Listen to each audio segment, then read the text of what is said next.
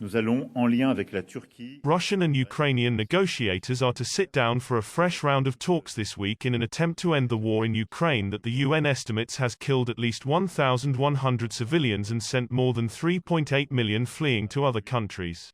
Kyiv said the negotiations would start Monday in Turkey, while Russia's lead negotiator said they would begin on Tuesday without confirming the location. The prospect of fresh talks comes after the Russian army said last week that it would focus on eastern Ukraine, which some interpreted as a scaling back of Russian objections, although US President Joe Biden cast doubt on a strategy change.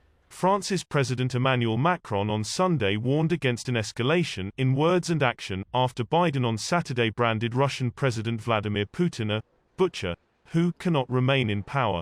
The Kremlin reacted in fury to Biden's comments, saying it narrowed the window for bilateral relations with the West and Moscow already at loggerheads over crushing sanctions imposed against Russia for invading Ukraine on February 24.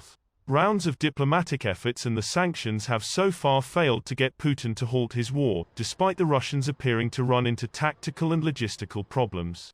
Ukraine's intelligence chief Kyrylo Budanov said Putin might be considering a Korean scenario, by seeking to impose a separation line between the occupied and unoccupied regions of our country. After a failure to capture Kyiv and remove Ukraine's government, Putin is changing his main operational directions. These are south and east, he wrote on Facebook.